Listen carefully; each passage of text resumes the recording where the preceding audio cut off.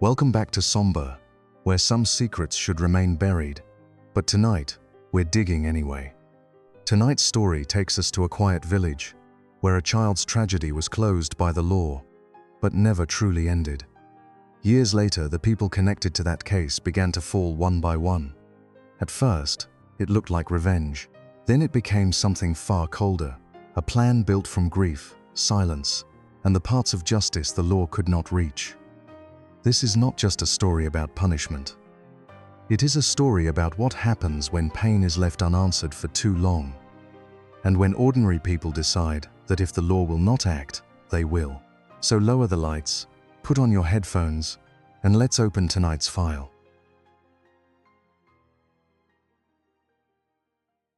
A brutal crime occurred in a small village within the local administrative district. A 6-year-old girl was lured away by her village peers and subjected to severe violence. The case shocked everyone who learned about it. By the time she was found, her injuries were critical, but she was still alive.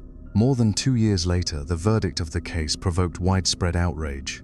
Because the perpetrators were all minors in the village. The oldest was just under 14, the youngest, only 9. However, the trial's outcome was not the end. The subsequent ramifications were far greater than anyone had imagined. The victim in this case was named Emma. Post-surgery, she lay bedridden for a long period before she could be discharged.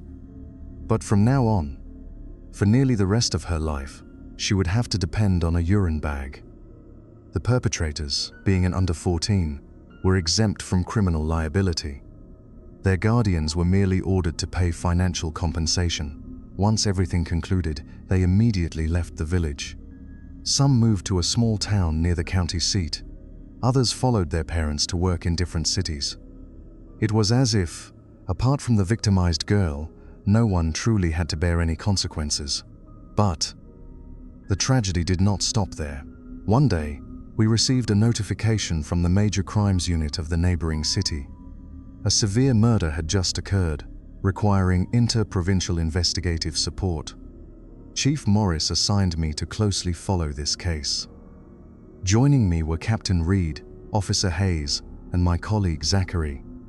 Reed and Hayes were veteran investigators with years of case-solving experience. During the initial information exchange, we learned that this was a horrific family annihilation in the city area. The murdered family of 3 included Bruce the father, Carol the mother, and Tyler the 14-year-old son. The modus operandi was extremely ruthless. On the victims' bodies, each victim showed signs of repeated knife attacks. Furthermore, hallucinogens were found in their systems. This meant the killer had used drugs to weaken the victims before killing them. It did not stop there. The killer arranged the scene in a cold and deliberate way, leaving behind a display that clearly expressed rage. The 3 bodies were placed in a precise row, without the slightest deviation. Because this family had no relatives or friends in the area, and lived in an isolated rural house, the case was not discovered until a week later, when the strong odor caught the attention of passers-by. The police launched an investigation. The initial assessment was that the killer was likely an acquaintance, as there was no signs of broken locks or forced entry. The scene was not clean in an absolute sense. Rather, it had been cleaned too deliberately.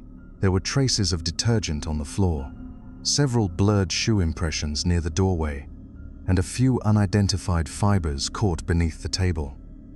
But the delay in discovery, the damp rural environment, and the fact that several neighbors had entered before the scene was fully sealed, made all of it nearly useless.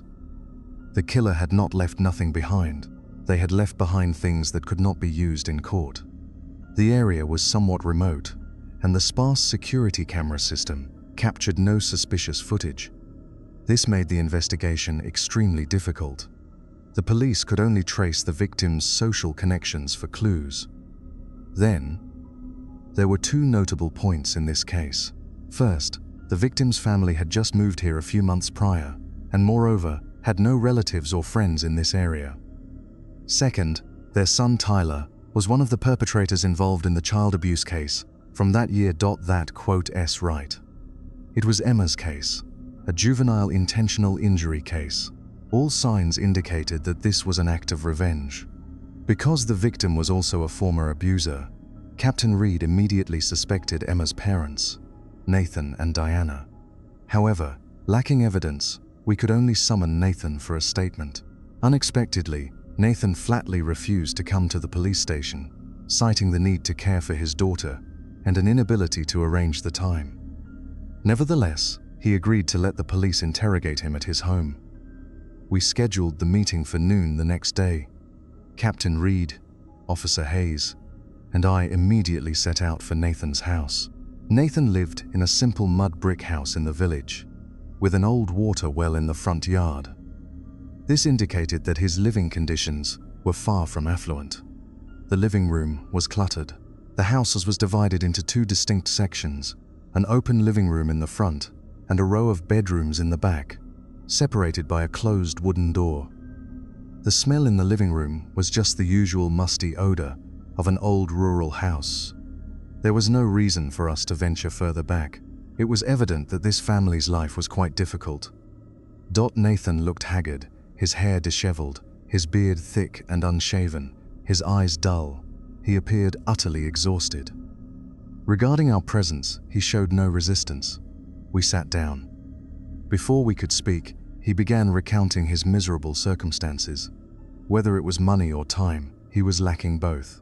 Since he began caring for his daughter, he practically couldn't go to work. Even after she was discharged, he couldn't resume working outside due to various reasons. The situation grew even more tragic when his wife Diana, unable to bear this life, had left long ago and remained unheard from since. Now, only he and his daughter Emma remained in the house. Although she could walk on her own, due to severe mental trauma, Emma was diagnosed by the doctor with severe autism. Speaking of this, Nathan even produced his daughter's medical records. Beyond the diagnosis, the doctor recommended, in the short term, she should not be exposed to strangers. Due to her young age, her psychological recovery was very slow. Excessive contact with strangers could worsen her condition. Therefore, she almost never left her room. This dispelled my intention to see her, while simultaneously explaining why Nathan could not leave the house to give a statement at the investigative agency. Lacking direct evidence linking him to the Tyler family massacre, Captain Reed asked a few probing questions, but found no evidence to prove he had left the village. The results corroborated this. Every day, he asked a neighbor to buy groceries for him, leaving him absolutely no time to travel the neighboring city to commit a crime. The distance between the crime scene and Nathan's house was substantial. Travel time alone took at least 5 hours, not to mention the scouting, stalking, planning the intrusion, and executing the murders. And even though the scene was not spotless, it had been contaminated and wiped in exactly the way that made the remaining traces lose evidentiary value. It was nearly impossible for one person to accomplish all this within a short time frame. We located the neighbor in question, a man over 70 named Walter. Despite his advanced age, the old man remained quite lucid and healthy. He confirmed Nathan's statement and even produced a notebook recording the daily expenses for the grocery runs. With this solid proof, we could virtually conclude that Nathan was incapable of committing the crime. At least, he had not left the village, let alone left his daughter alone. However, Captain Reed was not entirely convinced. We requested the extraction of Nathan's cell tower data. While checking traffic cameras on the routes from the village to the city, the results showed his phone never left the village perimeter during that time. The cameras also captured no images of him on the road. These independent pieces of evidence left us no reason to continue our suspicion. Only later did I understand. The phone stayed because Walter had kept it for him. The cameras recorded nothing because Nathan never needed to leave the village. Everything was planned so he wouldn't have to lift a finger. But what about Diana? No one knew where she was. Perhaps this was the most critical investigative direction. Yet, before we could track her down, something else occurred. Another murder. A serious murder occurred right in the center of the county. We immediately rushed to the scene. The nature of this case was extremely brutal. In broad daylight, the killer fatally attacked a 15-year-old teenager with a knife. The time of the crime was 4:30 in the afternoon. The scene was located on a street near an elementary school, frequented by many students. The victim was Kevin, a 9th grader. He was not alone at the time. Beside him were 2 classmates. Precisely because of the crowded surroundings, no one was on guard. According to witnesses, the killer was a young woman, fully covered in clothing, wearing a mask to conceal her face. She tailed Kevin, inching closer, waiting until she stood directly behind him, then suddenly drew a paring knife from her pocket. She restrained him from behind and attacked before Kevin had time to react. The 2 accompanying friends were paralyzed with fear, as were the other passers-by. After committing the act, the killer fled immediately. By the time the ambulance arrived, Kevin had already died. Security cameras on this street were abundant. The entire crime process was clearly recorded. Witness descriptions also matched perfectly. We immediately deployed forces to track the killer's escape route, organizing blockades on suspicious roads. Although the cameras didn't capture her face, but it was almost certainly Diana. Without a doubt, the victim, Kevin, was one of the perpetrators who harmed Emma that year. Captain Reed clutched his head in regret, his voice choking. "We warned their families 2 years ago. I didn't expect them to be so complacent. I didn't expect the killer to be this ruthless." We immediately checked the information on the remaining individuals involved in that year's incident. Some families had moved to other provinces, but one family still lived in this county. That child's name was Brandon, 15 years old, a 9th grader. I requested immediate orders from Chief Morris, dispatching personnel to contact Brandon's parents. Simultaneously, detectives were stationed around the boy's house in case the killer struck again. Because, given her level of recklessness, we certainly could not take any possibility lightly. Perhaps she had underestimated the police's capabilities. From the moment the manhunt launched, it took us only 3 hours. By 7 in the evening, the killer was apprehended exactly as predicted. It was Diana. The murderer was caught, but there was a highly peculiar detail. Diana offered no resistance at all, instead laughing maniacally. According to the arresting officers, her smile gave everyone chills. But it didn't matter anymore. We had caught the killer. Back at the Major Crimes Unit, we immediately prepared to finalize the case file, quickly transferring it to the prosecutor's office for prosecution.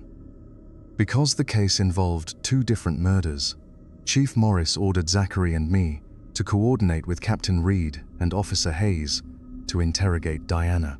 However, one point struck me as strange. In Kevin's murder, Diana's method was extreme in its brutality, but closely mirrored the Tyler family massacre. Of course, if Diana was the one who committed the massacre, everything made perfect sense.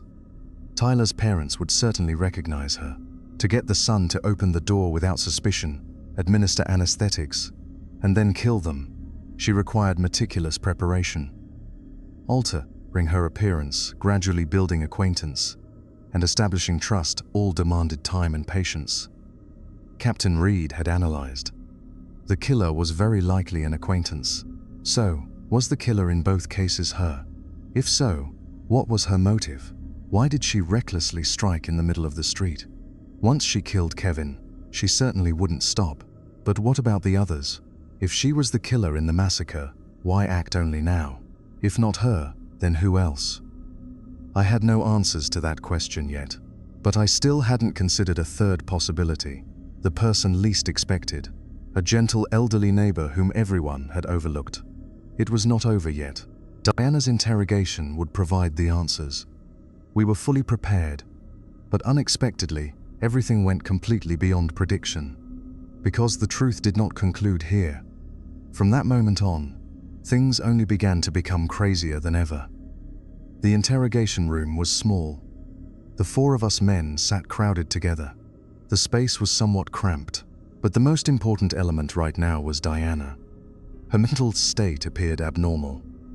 From the moment we walked in, she smiled foolishly, her eyes wide, showing absolutely no apprehension when looking straight at us. She did not look like a cold-blooded killer fresh from a crime, but rather like someone watching a comedy. From that second, I had an ominous premonition. And sure enough, the interrogation did not go smoothly, or rather, nothing could be asked, because no matter what we asked, she had only one reaction: laughter. She simply sat there, laughing inanely.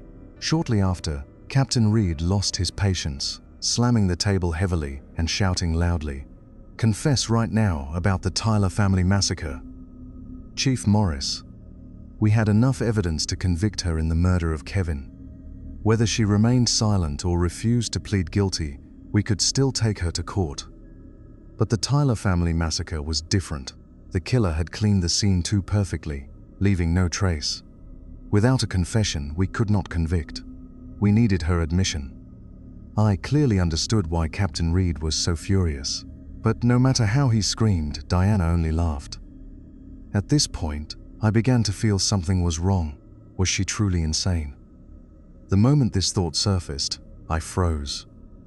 Could she be feigning madness to evade legal punishment?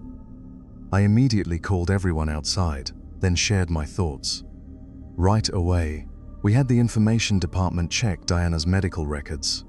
Given her incredibly natural demeanor while sitting in the interrogation room, I genuinely suspected she had planned this in advance. Just like the Tyler family massacre, everything was terrifyingly perfect. Captain Reed shouted in anger, "Insane? She is insane? Can an insane person commit murder without leaving a single trace like that? She is definitely acting." But the problem was, she had never admitted to committing the massacre. We lacked evidence. If she didn't confess, we couldn't convict her. At this point, Zachary spoke up. "But think about it. Even if she is truly ill, can we determine her exact state at the moment of the attack? Was she acting under a loss of control? Or was she using that diagnosis as a shield?" Captain Reed and Officer Hayes stood stunned. No matter our anger, we couldn't deny one reality. There was no evidence for the Tyler family massacre, but we had video of her committing murder right on the street. Judging by her behavior in the interrogation room, she closely resembled a psychiatric patient. In that case, the prosecutor might waive criminal liability. I looked up while thinking, and just then, Chief Morris walked in. He placed a file on the table, stating coldly, "The information department just sent this over. This is Diana's medical record. She truly is a psychiatric patient." Captain Reed snatched the document, his face instantly darkening. Then he pushed it toward me. I looked at it. Under the diagnosis section, it was written very clearly: intermittent schizoaffective disorder, accompanied by a series of related symptoms including intermittent paranoia, episodic mood disturbances, abnormal reactions, and loss of behavioral control. And the most ironic aspect was the cause of illness noted by the doctor: triggered by severe mental trauma when her biological daughter was victimized.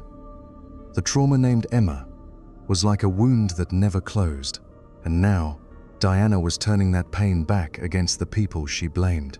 No matter how frantically she killed, she still could not be punished by the law. Given Diana's condition, according to standard procedure, we had to do one thing: send her for a psychiatric evaluation to determine criminal liability. The assessment of criminal liability is based on Article 18 of the Criminal Code, which clearly stipulates, if a person suffering from mental illness is completely incapable of recognizing or controlling their actions at the time of the crime, they shall not bear criminal liability. But it needs to be confirmed by forensic psychiatric evaluation. If the offender has not completely lost the capacity to recognize or control their actions, they must still bear criminal liability, but may receive a reduced sentence. If the evaluation confirmed Diana had no criminal liability, she would be committed to mandatory medical treatment rather than punished as an ordinary offender. But the certificate did not automatically save her. It only turned what seemed like a clear murder case into a long legal struggle. Was she able to recognize and control her actions at the time of the crime? Or had she prepared the attack while lucid and then hidden behind her illness? No one in that room could answer immediately. Thus, Diana had forced the case into the greyest part of the law. It looked like a meticulously prepared plan of vengeance, perhaps even a premeditated murder. Yet we could do nothing else for the moment. Because we could not prove she was completely lucid when committing the crime, the law could not move as cleanly as our anger demanded. Just like Emma's case back then, we had wanted to throw those vicious children into prison but couldn't. I believe that right now, Kevin's parents were also wanting to chop Diana into pieces, but they couldn't do anything either. This was cyclical karma, retribution delivered in full. Zachary and I almost resigned ourselves to fate, able only to finalize the case file and forward it to the prosecutor's office. Deep down, I knew clearly that everything was over. This was the final conclusion to it all, and no one was a winner. But Captain Reed and Officer Hayes could not accept this outcome, because they still held an unsolved massacre in their hands. Therefore, they wanted to interrogate Diana one more time. Chief Morris said indifferently, "Ask if you want, just don't break the rules." This time, Zachary and I were busy finalizing the file, so we did not participate.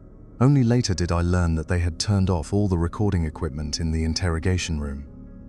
What happened inside, what they asked, what Diana said, I completely did not know. By the time I found out, everything was already irreparable. That's right, there was still another ending. We had underestimated a parent's love for their child, as well as dismissed their determination for revenge. Because among those who ruined Emma, 4 children were still alive. Diana was held at the detention center, waiting until the trial verdict took effect, after which she would proceed to the next stage.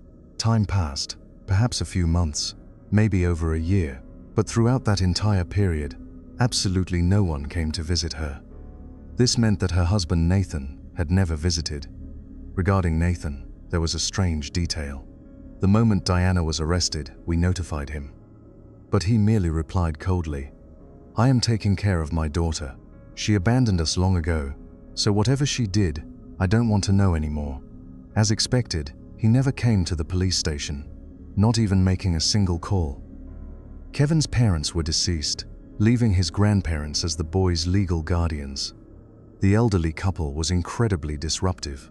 They screamed and wept at the police station repeatedly, simply because they knew their grandson's killer was Emma's mother. They understood even more clearly that this mother had a psychiatric record and might not receive the punishment they wanted.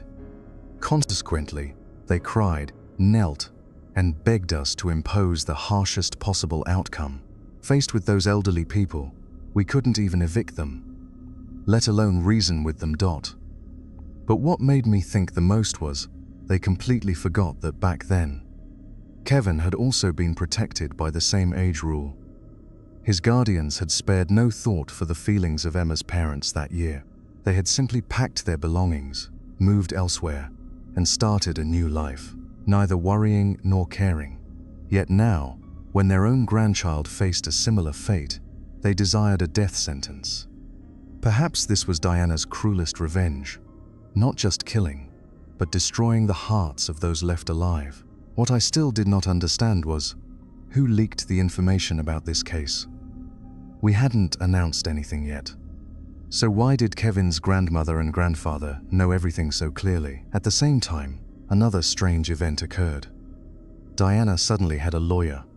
The lawyer arrived very quickly, even before we had prepared the psychiatric evaluation procedures. This led me to suspect that Diana had feigned madness from the very beginning. I immediately presented my assessment to Captain Reed. A truly mentally ill person cannot instruct a lawyer before the day of the crime. This detail is evidence of premeditated calculation. The prosecutor can absolutely use it to shatter the exemption argument. Captain Reed was silent for a moment, then shook his head. He said the lawyer was not hired by her, but retained by a third party prior to the incident. Legally, that was insufficient to attribute premeditation to the defendant. I understood. He was legally correct. But I also knew the actual truth. Walter had hired the lawyer in advance. Everything was part of his script. In the following days, several minor incidents occurred consecutively. But at the time, I realized nothing. Only when all the pieces came together did I see the complete picture. And that picture was the true ending. Before I could realize it, everything remained very calm. But then, another murder occurred. As mentioned earlier, there was still one perpetrator who harmed Emma and still lived in the county, Brandon. Was he still living in the county? Prior to Diana's arrest, we had dispatched personnel to monitor Brandon for a few days, in case Diana made a move against him. But once Diana was arrested, Captain Reed ordered the surveillance team to withdraw. The cited reason was limited resources and that the target had been apprehended. I immediately objected. Nathan is still out there. His motive for revenge is no less than his wife's, but Captain Reed dismissed it, stating there was no legal basis to continue surveilling an unconvicted person. I could do nothing further. And then, it happened. This time, although there were casualties, it was not a murder. Initially, it did not even require the criminal investigation unit's involvement. Because it was a traffic accident, Walter had been covertly monitoring Brandon's family for several days prior. Upon discovering the family packing their belongings that evening, he immediately called Nathan. Before this, Nathan had quietly borrowed a vehicle from an acquaintance in the county, an old, heavy car not registered under his name, and waited near the highway entrance. That night, Brandon's parents drove him out of the county, heading directly onto the highway. Traffic surveillance cameras clearly showed they were speeding. The highway speed limit was 60 kilometers per h, but they accelerated to 80 to 90 kilometers per h. Later examination showed that their car was overloaded with hastily packed luggage, and the rear seat belts had not been used. The accident occurred on a curve, where the shoulder dropped sharply into a stretch of wasteland, and there was no proper guardrail. Another vehicle moved into their lane at a shallow angle, forcing the driver to brake and swerve. At that speed, with a panicked reaction and an unstable load, the car left the road and rolled into the adjacent wasteland. Brandon and his mother, who were not wearing seatbelts, died before they could be rescued. The driver, Brandon's father, was currently undergoing emergency treatment in the ICU. The reason the criminal police were notified of this incident was that the driver of the other vehicle was Nathan, the man who previously insisted he had to care for his daughter, who had not stepped out of his house even once, was now the one driving the car that caused this accident. His vehicle did not flip, but the collision still crushed the front end badly. He suffered several broken ribs, a fractured left leg, and a concussion. He had survived, but not because the plan was safe. He had simply placed the greater risk on the other car.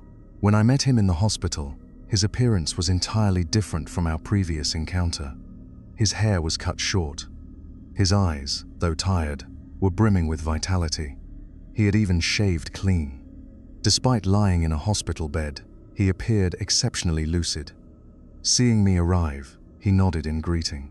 I asked, "Do you know what you just did?"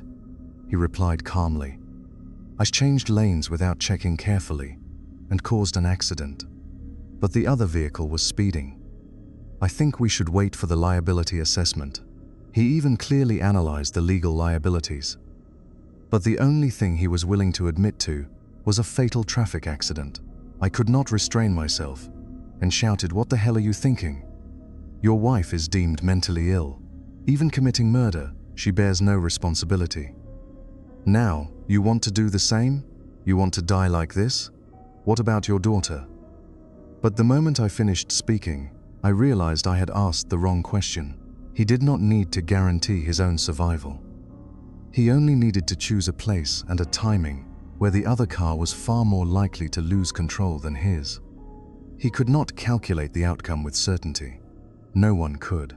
But that car was speeding, overloaded, and its occupants were unbuckled. He was wearing his seatbelt and had slowed just enough to keep his own vehicle from spinning out immediately. The rest was not clean physics. It was a gamble, and he had accepted the possibility of dying with them. Nathan raised his head, staring at me. A glint in his eyes sent a chill down my spine. I was truly furious. First, Brandon's mother was dead, but his father could still be saved. Second, he showed complete disregard for his daughter's well-being. Third, he clearly intended to kill Brandon's entire family. This was undeniably a premeditated act in my eyes. Yet he did not need the skills of a professional racer. The Brandon family's car was speeding at nearly 90 kilometers per h, overloaded with luggage, and the passengers were unbuckled. On that curve, a sudden intrusion from the adjacent lane was enough to make the driver choose between braking, swerving, or striking him. High speed and panic would handle the rest.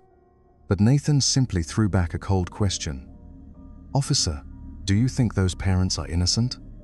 If so, are you certain the law judged correctly?" His words rendered me speechless, because I could not refute them. Those children had committed acts of such cruelty. Were their parents truly innocent? Yet the law had allowed them to live in peace, as if nothing had ever happened. Nathan continued. "Besides, officer, there is one more thing." What he was about to say entirely dissipated my anger. Leaving the hospital, I rushed immediately to Nathan's house, an ordinary rural dwelling. I pushed the door. It was unlocked. The interior was pitch black. I flicked on my flashlight, lacking the patience to locate the light switch. I solely wanted to find Emma's room as quickly as possible. Whatever Nathan had done, I did not care. But what drove me to rush here was his final sentence. "I cannot care for her anymore." She doesn't need anyone to care for her anymore. I hadn't had the time to ask further. I had just sprinted to the car and floored the accelerator straight here. I pushed open the bedroom door and was immediately hit by a harsh, pungent chemical odor that had been trapped behind layers of cloth, tape, and rubber sealing around the door frame. The smell was faint in the living room, but inside this room it struck like a wall. Nathan's words echoed in my mind, making me realize he was even more insane than his wife, Diana. She doesn't need anyone to care for her anymore. Given Emma's condition and her psychological illness, in such a short span of time, there was only one scenario where she would no longer need care: death. I began to speculate. Perhaps after witnessing Diana's actions, the desire for vengeance in Nathan's heart had fully ignited.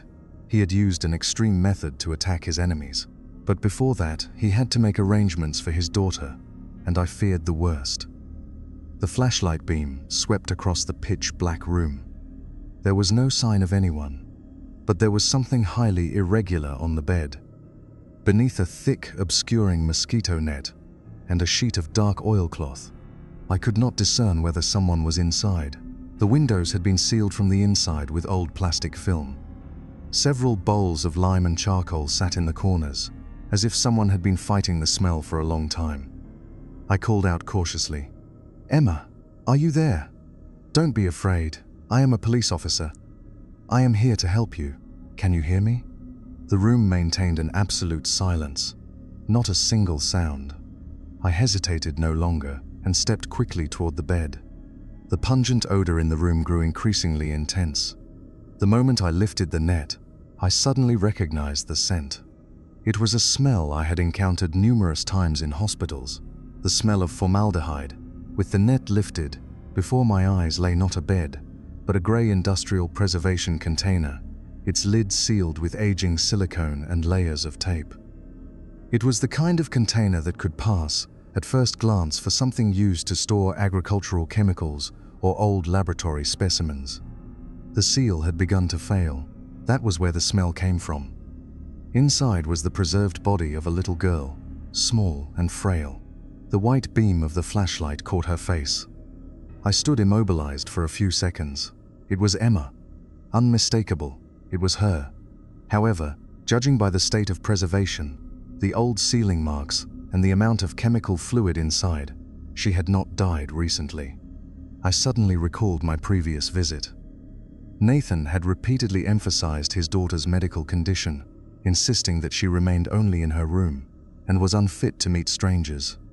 At the time, I had been diverted, abandoning any intention of checking on her. So that was it.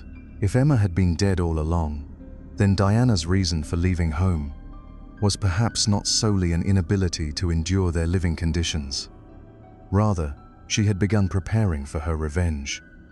The couple concealed their daughter's death from everyone, ensuring that no one could take precautions in time. Terrifying. In that moment, I felt genuine dread, not because they had stopped loving Emma, but because their love had curdled into something that no longer resembled ordinary grief. They had preserved her room, her records, and even the illusion that she was still alive, turning their daughter's death into the center of a plan that swallowed everyone around it. At that precise moment, the living room lights suddenly flickered on. Someone had arrived. I instantly spun around and bolted outside. Stepping into the brightly lit living room, the person seated on the wooden chair, I almost failed to recognize him. It was an old man. Was it Walter? After a few seconds of shock, I remembered he was the neighbor who helped Nathan with daily groceries. Walter. But at this late hour, why was he casually sitting in Nathan's house? He raised his head to look at me, pointed to the space beside him, and said softly, "Officer, take a seat." His tone was perfectly composed, very measured. I sat down without relaxing. On the contrary, I remained highly vigilant, asking directly, "It's late. What is the matter?" "I am merely a neighbor, though I could be considered little Emma's adoptive grandfather. I will keep this simple. I was the one who helped Diana obtain the psychiatric certificate." I was stunned. This statement was entirely beyond my expectations. "But why would you do that?" Walter looked at me calmly and replied, "Because Nathan never intended to provide a statement in that case. Without an alibi, there would certainly be complications. Furthermore, everything surrounding this case runs much deeper than you imagine." I took a deep breath, then asked bluntly, "Emma, how did she die?" In my heart, I harbored the worst premonitions. I had considered the possibility that Nathan and his wife, watching their daughter live in agony, had made some unforgivable choice in secret, and then used their own lives as a vessel for revenge. But this time, I had guessed wrong. Little Emma, she was a good child, too good, Walter slowly recounted. It turned out that Emma had passed away one night after a long decline, after pain and exhaustion had worn her body down beyond what anyone around her wanted to admit. I found it impossible to accept. In my mind, how could a 9-year-old child carry such a burden? But the truth remained. After returning home from the hospital, Emma did not show the withdrawal Nathan had described. On the contrary, she was the most cheerful person in the house. Walter dropped by every day, and every day he saw her radiant smile. Yet she was far from ignorant regarding her own condition. Because she constantly had to carry a urine bag, her body grew increasingly frail, making even walking difficult. Despite this, she still forced herself to smile at her father, her mother, and her adoptive grandfather. Then, one day, a familiar figure entered their line of sight.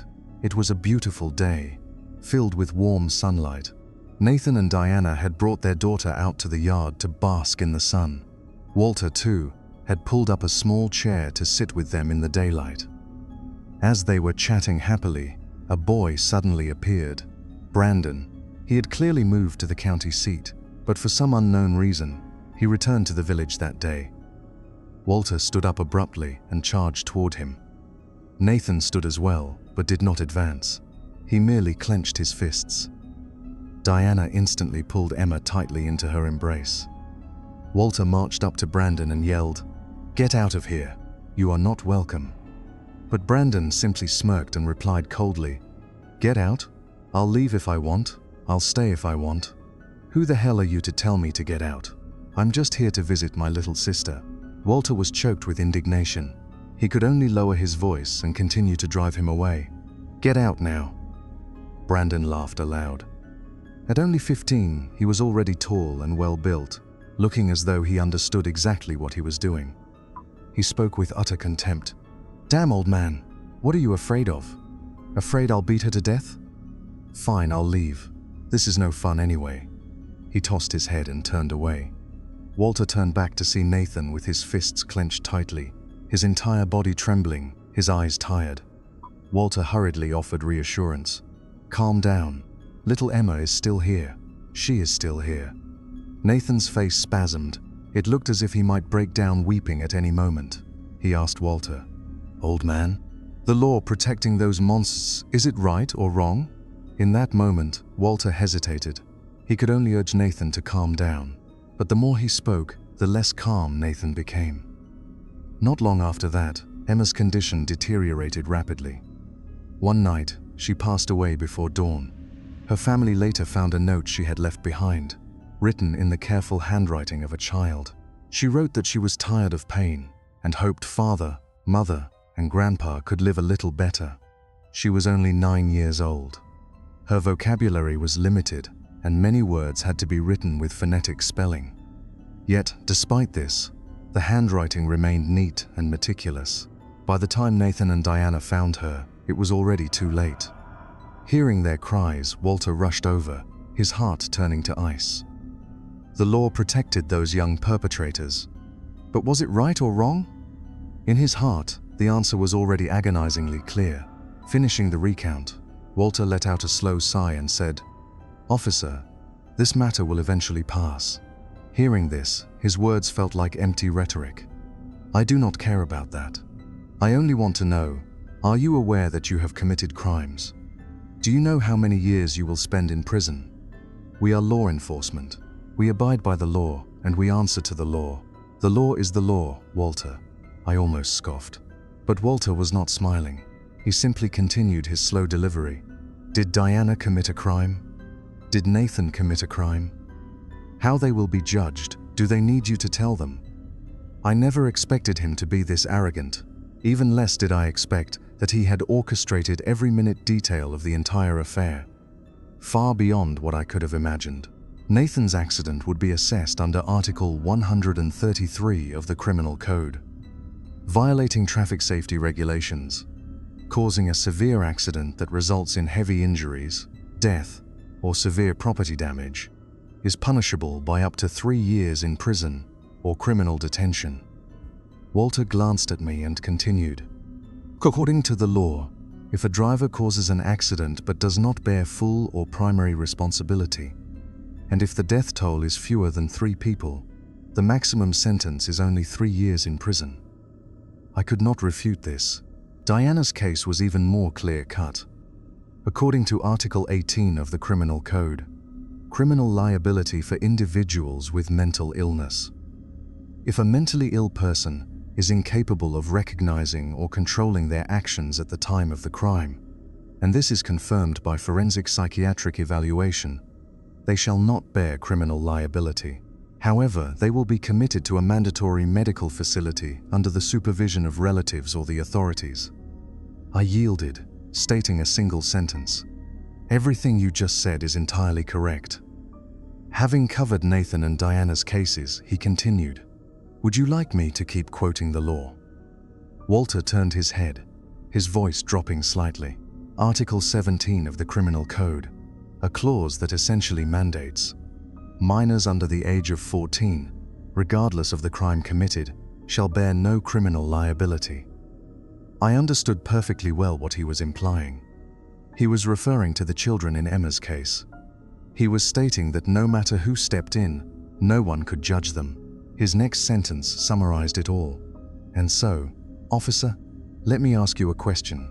If there ever comes a day when the law truly delivers a wrong verdict, what are we supposed to do?" I had absolutely no idea how to answer. I could not utter a word. It took a long time before I regained my composure, but Walter was different. His resolve was far heavier than I had imagined. "We still abide by the law, but if the law cannot protect justice and order, then we will enforce that order ourselves. If so, then we are simply acting according to natural law." The muscles in his face twitched. He looked nothing like an ordinary old man, but rather like a warrior sworn to die. But no matter what, There are still 4 young perpetrators left, along with the parents who raised them. They will not escape the consequences forever. Officer, if you cannot save them, the law cannot save them either. I could only offer one reply: indeed. Now I know the full story. Therefore, I can state with certainty that you will never stop. To you, violence can only be quelled by violence. Walter suddenly let out a laugh. Those who move to other provinces, no matter how far they run, are merely buying themselves a little more time, but they are fully aware of what has happened.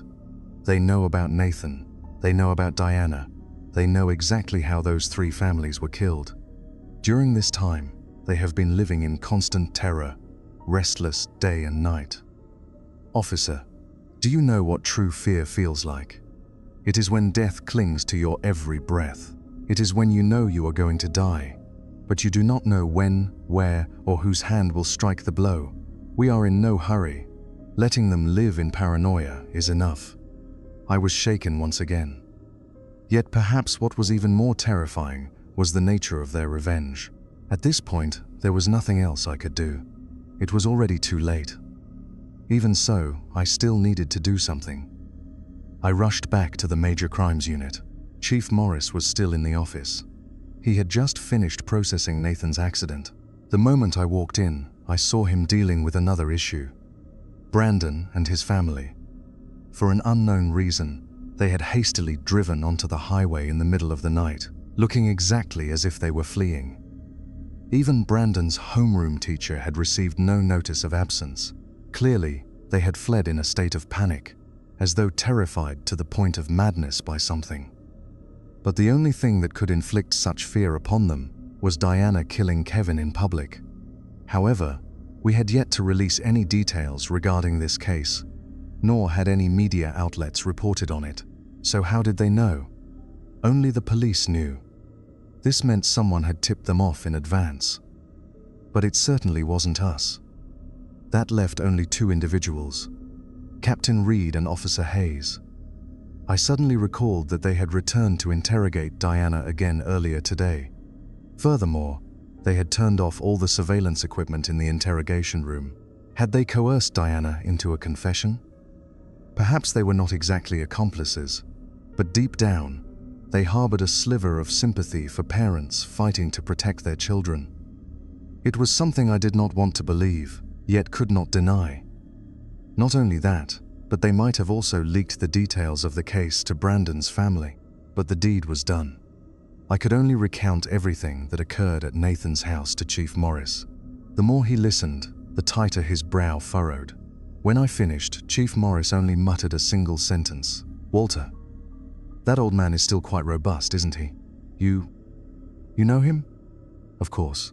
Who in this region doesn't know him? Years ago, he was a teacher at the county school. Highly reputed, highly respected. But he had no children, and his wife died early. Later, he returned to the countryside to live. No wonder. No wonder he understood the law so well. No wonder he could orchestrate such a meticulous plan. He was not omnipotent. He merely understood that a case did not have to be clean to be unwinnable. It only had to be dirty in the right way. Every detail in the case, from how to conceal Emma's death, to the use of chemicals to delay discovery. The preservation container had been transported from the city in parts, disguised as discarded laboratory storage equipment. The chemical fluid was not purchased all at once. It was gathered in small quantities through old-school contacts, agricultural suppliers, and intermediaries who had no idea what it was ultimately used for. Walter was once a teacher.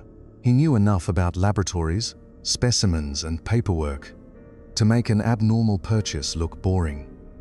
More importantly, he knew how to direct the few traces that remained toward people who could no longer be questioned. It could not be ruled out that he also directly participated in the Tyler family massacre. Because Tyler's parents would certainly recognize Nathan and his wife, they would not open the door unguarded. But if the person arriving first was a harmless old man like Walter, the Tyler family would not be the least bit defensive. He was calm enough to gain entry, offer them something to drink, wait until their resistance weakened, and then signal for Diana to enter. The two divided the tasks. One coaxed the door open and created the opportunity, the other carried out the revenge. Afterward, they did not erase the scene perfectly.